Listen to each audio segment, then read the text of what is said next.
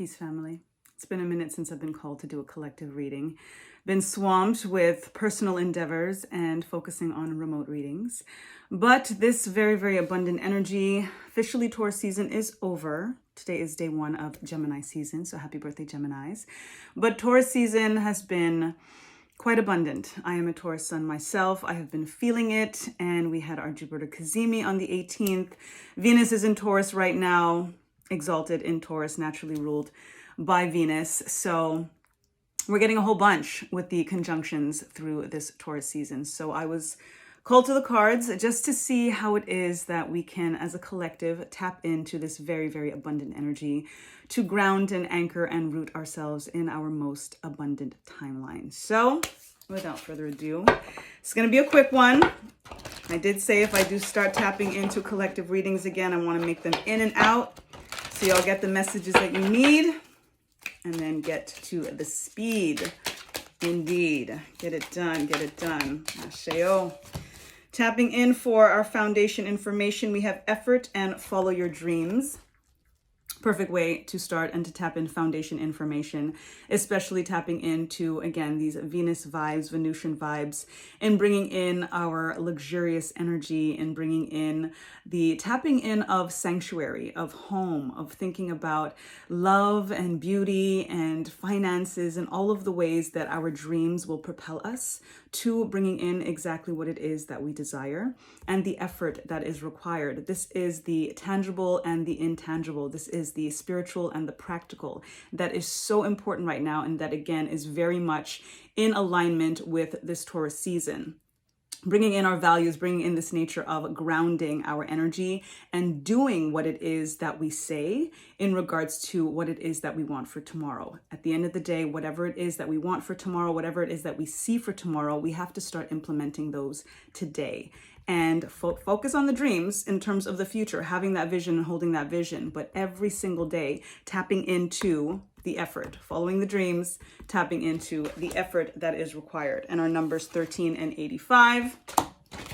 Let's get some clarification with some tarot. Give thanks to Spirit as always. I pour my libation before I go into the reading so that again I can tap in nice and quick for y'all. And we've got, give thanks, Spirit, 3 cards. We've got our 8 of Wands in the reversal position. We've got our 9 of Wands in the reversal position. This is augmenting energy from the 8 to the 9. In reversal, we will go into that. And then our Knight of Wands in the upright position. First and foremost, when I look at the 8 of Wands in reverse, when we think of the 8 of Wands, it's tapping into the number 8, abundance, as we're tapping into in regards to this message, in regards to what it is that we need to do, again, the effort in regards to our dreams, in regards to those coming into form and experience. So perfect alignment again for our foundation information. And then this nature here of the 8 of Wands, which is about our messages and about creativity and things coming in full speed ahead. But when we have a reversal, it's where things are a little bit delayed, where things will take a little bit more time to come through because we are tapping into the grounding nature of things. We have to remind ourselves that when we plant that seed, it takes a minute for that seed to start to get into the destruction phase that is needed, right? For the roots to start coming from the seed itself, and understanding and understanding that that is happening under the surface. That is happening in the dark. That is happening beneath the soil. So the patience that is required, and that Spirit is teaching us right now with the 8 of Wands in the reversal position, is that things are not going to just come like this all of the time.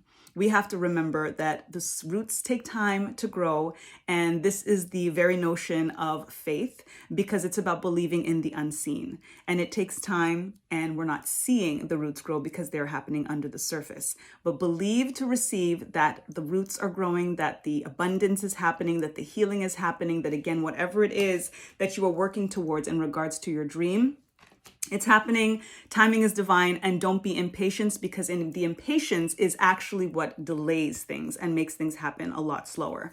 Then we've got this 9 of Wands here, augmenting energy, and where our impatience can lead to us being a little bit more guarded, being a little bit more in an alignment where, again, we feel like things are taking too long and we're a little bit stressed out about things. There's a little bit of anxiety. And again, just not trusting the process. Coming out of these reversal energies is where the Knight of Wands comes in. And this is where it's a feeling of full speed ahead, a feeling of reminding ourselves about why we do it. That it's not always just about thinking about the actual result itself, but the journey itself, right? Not the destination. The Knight of Wands is thinking about the journey, is thinking about everything that makes us feel that fire in our belly, that makes us feel like we're charging ahead. And that it's also part of that study, part of that self-study of what is required, and reminding ourselves that if we are focused on our passions, on our creativity, on our purpose, at the end of the day, we are already living the dream. We are already putting effort into the dream, and then it's just a matter of time. So trust and believe and receive, have that faith that once you stay focused in your creative passions, in the alignment with your purpose, that is what is going to get you paid. That is what's going to bring the infinite abundance, and that is going to make you feel like you're not wounded. Again, the Knight of Wands is also kind of like the wounded warrior, and just focusing on all of the things that went wrong and that what's not happening and all of these things. You want to make sure that you are not in that mindset, especially when you feel like things are not coming fast enough. Just focus on the craft. Just hone your craft, your skill, the things that, again, that you're passionate about, the things that you lose track of time when you're doing. At the end of the day, you cannot go wrong, because this is all about what it is that we're creating for legacy, what it is that we're leaving. We cannot take it with us. So whatever you do, especially if you're in a creative field, if you're in the arts, you are here doing that thing and no one else can do it. You are here, it is yours to do, and you are creating it. You are playing and living and acting God, goddess energy every single time you birth something, every single time you create something. So just focus on that craft, just focus on that passion, just focus on that pleasure. Again, what you lose track of time when you're doing it. Like that classic saying, if you do what you love, you'll never work a day in your life. Do what you love. And at the end of the day, you will know that you were here, you were doing, you were creating, and you were leaving something behind. You were inspiring others, even if it's just posting it for yourself and for whoever else happens to like the post. Or some people don't be liking the post, but they see it. They see it. So just keep being it. Just keep being it. Ashe. Let's get some clarification on that. Give thanks. Spirit tapping in. Further clarification on those messages. Thank you. Thank you. Thank you.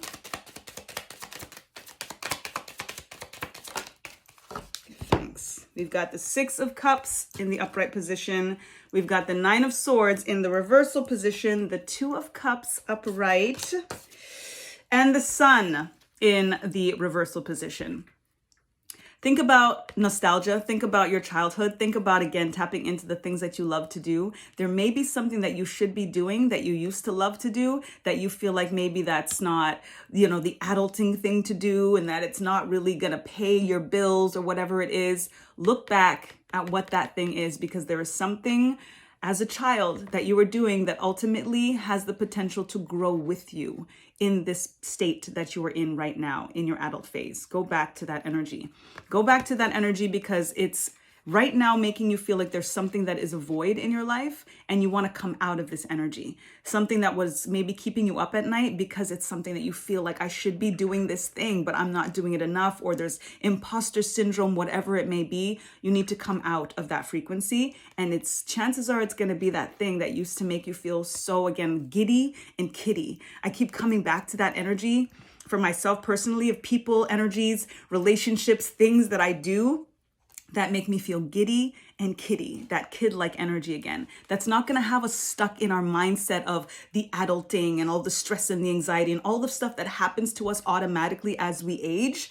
When we go back to that state of innocence, that is the sun energy. This is that childlike energy. This is the nostalgia. This is standing in the sun, but we are not allowing ourselves to be in that frequency with the reversal here. So it's when we go back to this energy of that giddy and kitty, that's going to remind us exactly what we are here to do.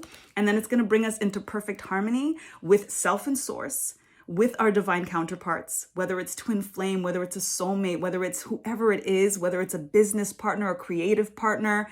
This energy of partnership, this energy of feeling very full in your cup and your cup runneth over, that is what's inevitable for you when you stand in the sun again, when you release all of those anxieties and you come back to that giddy, kitty. Asheo. And let's just top it off with the wisdom of the oracle. Give thanks, Spirit. I did want to keep this under 11 minutes. Let's see. We're at 10 right now. Thank you, Spirit. I would like to top off this energy for the collective and how we are supposed to tap all the way in and ground and anchor into our most abundant timeline. Ashe. Between worlds, number 3. This is an energy of being in one end of things, in another end of things, 1 foot in, 1 foot out. That is the frequency that we're talking about right now. This is also the duality energy. This is about the effort versus the dream, but making sure that we can find that balance between the two so that we can toe that line, so that we can be in this frequency of what it is that we're supposed to be doing, as well as the things that we're supposed to be tapping into on a spiritual level. We can't just pray, we can't just hope, we can't just believe to receive, right? We have to think about the effort that is required. This is the perfect top off to this energy as we're approaching 11:11 on the timestamp right now. Y'all just get into that frequency of duality, doing what you say, coming into that frequency of when we think about the dream and what it is that we're hoping for, that thing that again makes us feel giddy and kitty, do it, get it done. Put a little bit more time into it every single day. And then as you're doing that effort, following your dream in regards to that effort, you're tapping into that frequency of, let me invest in myself. Let me invest in this dream. Let me invest in the feeling of giddy and kitty so that I can get exactly what it is that I am meant to get in this life, to live this purpose, to leave this legacy. And ultimately, like the Momentum Monday motivation declaration that I shared today, it is a gift to share your gifts. So share your gifts, but you need to know what they are first. So tap all the way in to you, self-study, find it, bring it out, and share it with the world. It's going to get you paid. Trust and believe. That's all. I love y'all. Peace, peace, peace.